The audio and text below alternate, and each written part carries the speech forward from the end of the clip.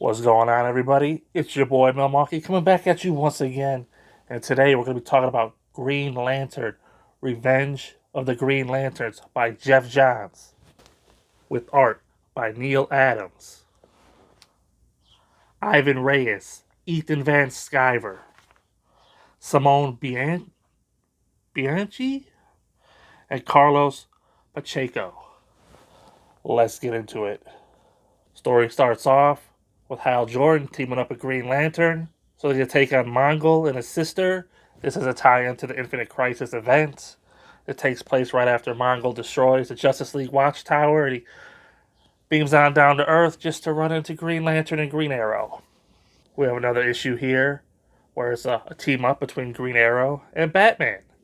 These two were at odds during Green Lantern Rebirth, but it's here in this issue where they make up, and Batman admits that he's glad that Hal Jordan's back alive and that they need a Green Lantern. And there's also like a cool moment in the story where Hal Jordan gives Batman his ring briefly, and we get to see what Batman will look like if we were a member of the Green Lantern Corps. Pretty great stuff, and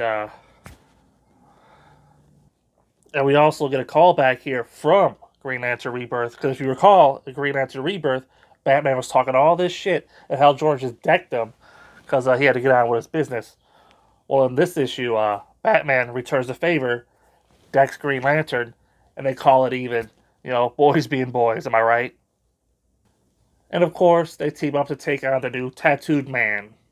Pretty great stuff. Now, here marks the 1 year later time jump that DC Comics went through post Infinite Crisis. So we are now 1 year later from the events of those previous comics, and we get a random scene of a random alien named Arkillo. Arkillo, he gets a ring sent to him, a yellow ring, and he becomes a member of the Sinestro Corps. What's that? I guess we're going to have to keep reading to find out. Now, this is where like the main bulk of this trade paperback story comes into place, Revenge of the Green Lanterns. Hal Jordan and Guy Gardner, they defy the Guardians of the Universe. The Guardians of the Universe. I almost always say Guardians of the Galaxy. It gets me confused. But it's the Guardians of the Universe. And they defy them, and they go to the planet Bayet, which is the home world of the New Manhunters, if you recall, back from the previous videos I did, where Hal Jordan was fighting the New Manhunters. And it turns out that these New Manhunters were created by Cyborg Superman, the guy who destroyed Coast City all those years ago. But not only is Cyborg Superman creating, the New Manhunters that feed off Green Lantern rings, he's also creating these things called Will Hunters, where he imprisons Green Lanterns inside like a machine mech, and they siphon the life of the Green Lantern to power the mech, and they're called Will Hunters, and they're pretty tough to defeat. And wouldn't you know it, because of the events of Infinite Crisis, where the time got all mixed up, the Green Lanterns that Hal Jordan killed when he was possessed by Parallax way back when, they're all encased in like these this wall of Green Lanterns that Cyborg Superman is using to create his Will Hunters. And so when Hal Jordan and Guy Gardner, they start to rescue their fellow Lanterns, right? Because you can't leave a Lantern behind. And you must always answer a distress call from the Lanterns. It turns out they wake up and they don't realize that how much time has passed, and they're going after Hal Jordan because they still think he's evil. Eventually, these Green Lanterns, they come to their senses. They still don't trust Hal Jordan, but they realize that the situation they're in, trumps the situation that they were in back in the day. So they all team up and they defeat the Manhunters, the Will Hunters, and Cyborg Superman, and they escape. And here, at the end of the issue or the volume, it's revealed that the Guardians of the Universe have Superboy Prime trapped inside of a red sun, inside of like a cage, where they're hoping to keep him contained and depowered, so he can't, wreak havoc on the universe at large. Because if you know anything about Cyborg Superman, he's a whiny little bitch. He wants to get his way, and he just basically ruled all of space and time back in Infinite Crisis. So, got to keep that one under lock and key. Yeah, so what a volume of Green Lantern here. We got a lot to like. I like the stuff between Green Lantern and Batman.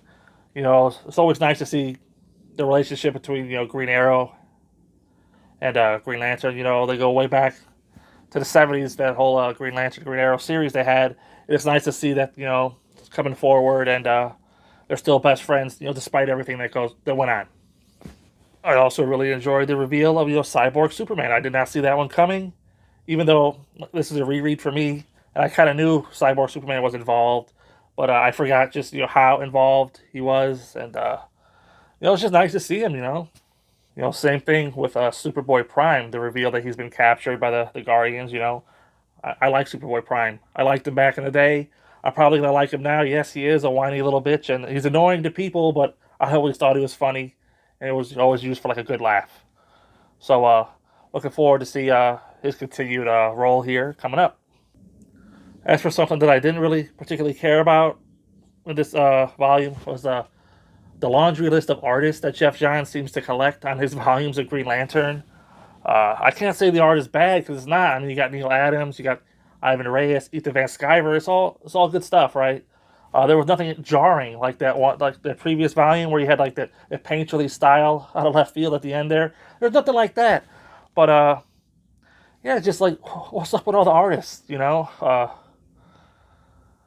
I'm not going to take a point away for it, on the review, but I don't know. It's just having to write down all their names in my notes and how do you pronounce these names? I don't know.